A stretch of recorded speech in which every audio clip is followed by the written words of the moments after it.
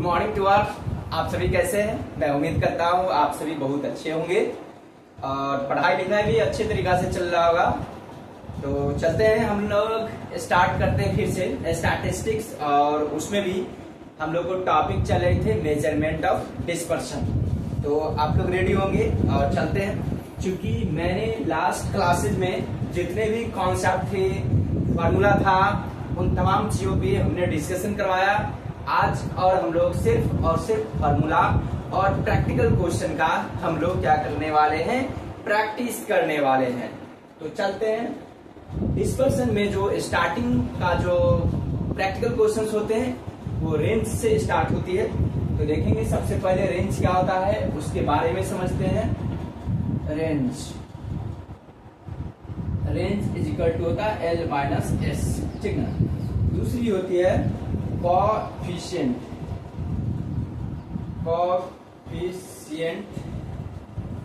Of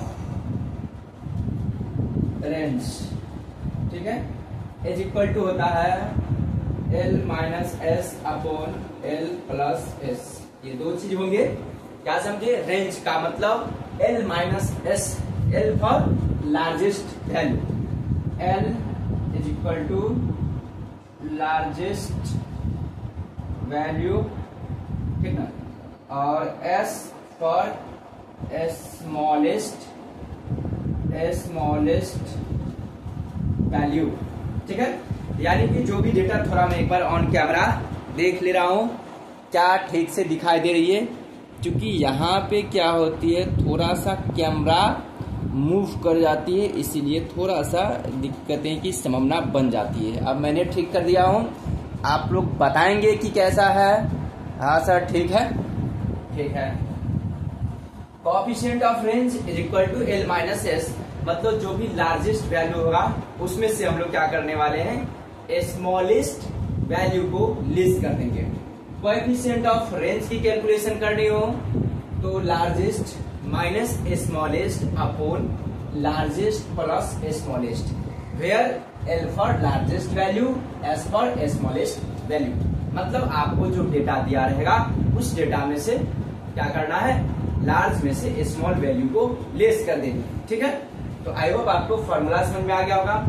अब हम लोग एक प्रैक्टिकल क्वेश्चन लेंगे और उसमें भी स्टैटिस्टिक्स में तीन जो सीरीज होती है डेटा का, इंडिविजुअल, डिस्क्रीट और कॉन्टिन्यूअस सीरीज, इन तीनों से हम लोग क्वेश्चंस करने वाले हैं।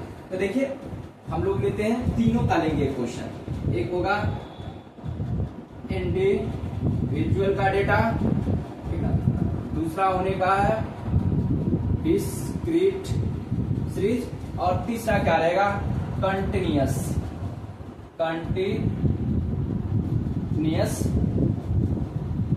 सीरीज। ये सब क्या है, सीरीज है। अब हम एक क्वेश्चंस उठाते हैं प्रैक्टिकल, जो बुक से क्वेश्चंस रहने का है, ताकि हम लोग को अच्छे से समझ में भी आएगा। देखेंगे क्वेश्चन दिया हुआ है आपको, स्टैटिस्टिक्स का बुक से मैं क्वेश्चंस ले रहा हूं। कहता है calculate the range and coefficient of range from the following data. आपको फॉलोइंग डेटा दे रखा है, आपको कहता है कंप्यूट कीजिए range and coefficient of range, ठीक ना, जिसमें सीरीज ऑफ इंडिविजुअल ऑब्जर्वेशन दे रखा है, डिस्क्रीट दे रखा है, कंटिन्यूअस सीरीज दे रखा है, ठीक ना। तो आपको सीरियल नंबर है तो कुछ इस तरह से है, ठीक ना। आपको दे रखा है क्वेश्चन, मैं एक बार क्वेश्चंस के नोट कर दे रहा हूं, तब आप लोग को ये करूंगा, नहीं तो आप लोग को क्या होने का है, टाइम ज्यादा लगेगा। तो देखेंगे मैंने क्वेश्चंस यहाँ पे नोट करवा दिया हूं, और इस क्वेश्चन से हम लोग रेंज का कैलकुलेशन करेंगे। जैसा कि आपने देख पा रहे होंगे, आपको तीन प्रकार का सीरीज यहाँ पे दे रखा है, ठीक ना। एक आपको दे रखा है इंडिविजुअल, दूसरी आपको डिस्क्रीट और तीसरी कंटिन्यूअस सीरीज दे रखा है। तो अब हम लोग चलते हैं सॉल्यूशन की ओर। सबसे पहले इंडिविजुअल में देखते हैं। रेंज इज इक्वल टू, ठीक ना, range R is equal to L minus S होती है। तो R is equal to, individual series में अपने लोग को मार्क्स लेना है, हमेशा याद रखेंगे। सीरीज में जब भी कैलकुलेशन होती है हम लोग क्या लेते हैं, तो हम लोग लेते हैं वेरिएबल डेटा।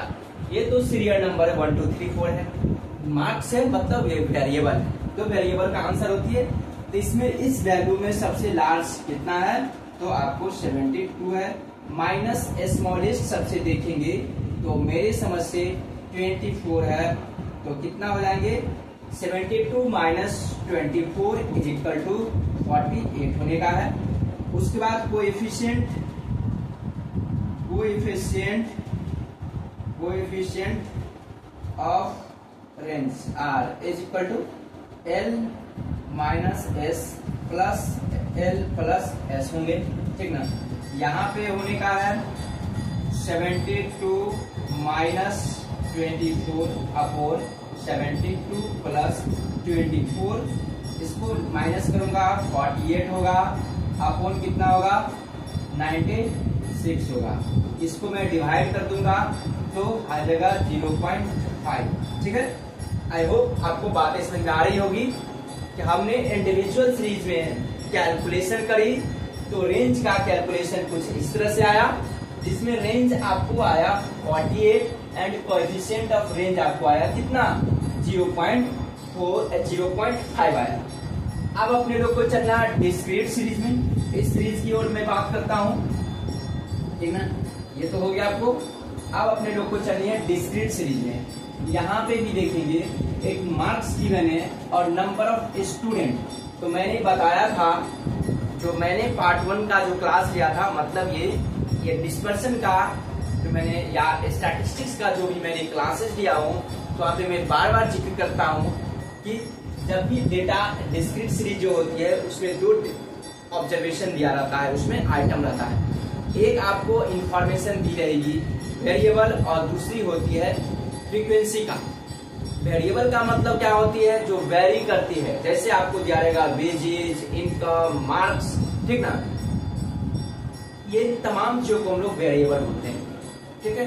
रेट हो गया, प्रॉफिट हो गया, लॉस हो गया, डिमांड हो गया, इन तमाम चीजों क्या होगा वेरिएबल होगा जो वेरी करते रहती है।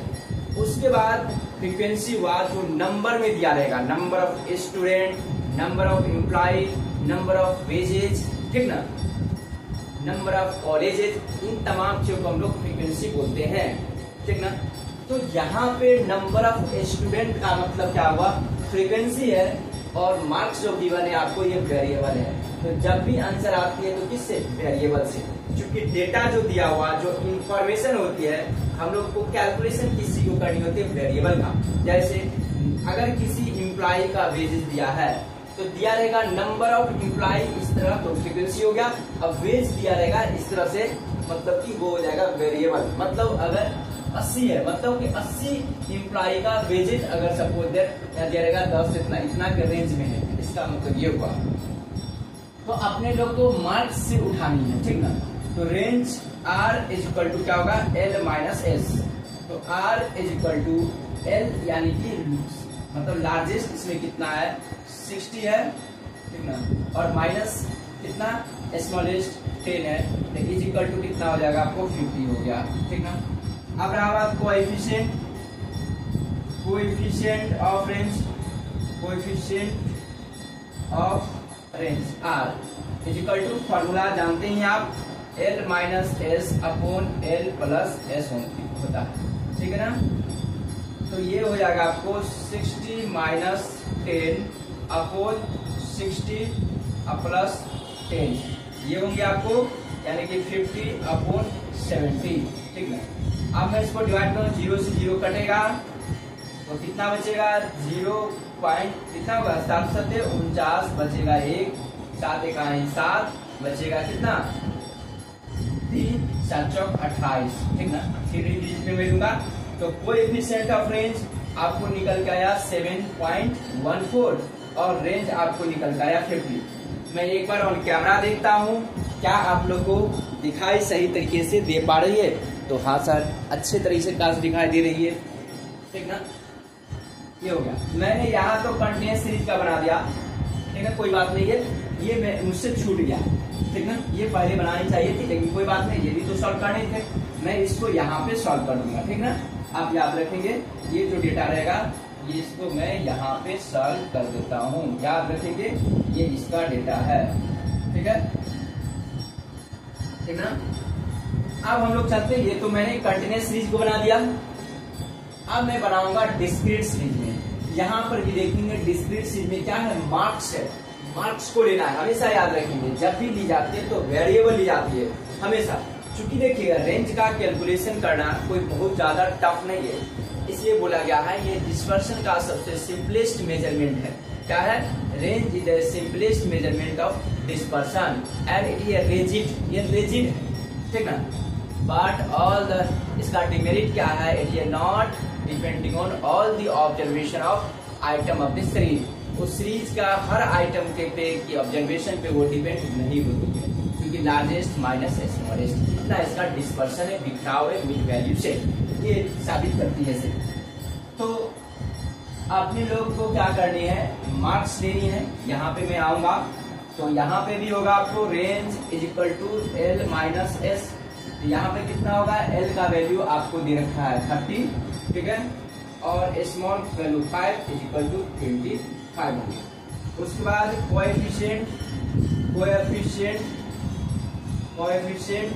Of range is equal to क्या होगा, coefficient of range 30 minus 5 upon 30 plus 5 is equal to 25 upon 35, 25 upon 35, ठीक है ना, 25 अपॉन 35, ठीक है। तो ये हो जाएगा 25 अपॉन 35 आपको होंगे, इसको आप डिवाइड करोगे तो 5 25, ठीक है, और 7 5 35, यानी कि कुछ इसी तरह आ गया 5/7 के रूप में। इसका मतलब ये कट के आएगा 0.714, ठीक है। आई होप इसका मतलब यहाँ पे आपको रेंज आ गया 25 और कोएफिशिएंट ऑफ रेंज इतना हुआ। इस तरह से अपने लोग ने क्या चीज को स्टडीज किया, तो रेंज का, रेंज के बारे में हम लोग समझे। अब आगे पढ़ेंगे इंटर क्वार्टाइल रेंज, ठीक ना। तो आज की जो है वीडियोज हम लोग को यहीं पर एंड हो रही है। स्टैटिस्टिक्स को जो भी टॉपिक है उसको देखने के लिए हमारे वीडियोज को सब्सक्राइब करेंगे। तो साथ ही साथ इस आपको चैनल के माध्यम से, हमारी जो चैनल है डॉक्टर इसके साथ, इस चैनल के माध्यम से आपको अकाउंटिंग, टैक्सेशन, इकोनॉमिक्स, ठीक ना, इन तमाम और स्टैटिस्टिक्स, इन तमाम टॉपिक से रिलेटेड आपको क्लासेस मिलेगी। और साथ ही साथ जो हायर एजुकेशन से रिलेटेड जो अपडेटेड इंफॉर्मेशन होती है, उस इंफॉर्मेशन को भी मैं अपने यूट्यूब के माध्यम से आप लोगों तक इंफॉर्मेशन लेके मैं आता हूँ। तो इस तरह से जो भी अभी मैं स्टैटिस्टिक्स का एक सीरीज स्टार्ट किया हूँ, इसलिए मैं स्टैटिस्टिक्स का अभी क्लास कंटिन्यूस ले रहा हूँ।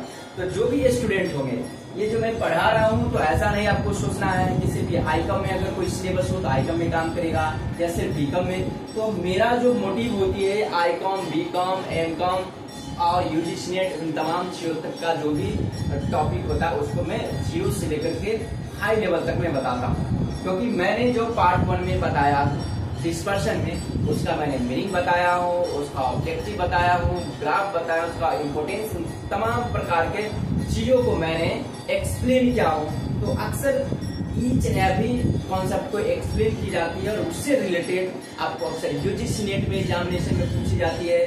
साथ ही साथ मास्टर्स डिग्री का एग्जामिनेशन दोगे तो वहाँ पर थ्योरेटिकल अक्सर पूछे जाते हैं, या कोई एमबीए का स्टूडेंट है मास्टर ऑफ बिजनेस एडमिनिस्ट्रेशन को, वहाँ पे भी थ्योरेटिकल क्वेश्चन से अक्सर क्वेश्चन पूछ दी जाती है, what do mean by dispersion and how to compute it, मतलब डिस्पर्शन से आप क्या समझते हो, इसका कैलकुलेशन कैसे। एग्जामिनेशन के लिए आपको एक अच्छी टेक्निक्स होनी चाहिए। क्योंकि अब हम लोग एक सीनियर स्टूडेंट हो गए हैं, एक बच्चे की तरह नहीं कि सिर्फ कैलकुलेशन समझेंगे। आपको ईच एंड एवरी कॉन्सेप्ट के बारे में समझनी है, उसका मीनिंग क्या है, उसका हिस्टोरिकल हिस्ट्री क्या है, उनसे रिलेटेड तमाम चीजों को हम लोग को फोकस करनी है। तो इसलिए हमारे चैनल से बने रहेंगे और ऐसे ही वीडियो के लिए आप हमारे चैनल को सब्सक्राइब करेंगे। Okay, bye bye, have a nice day.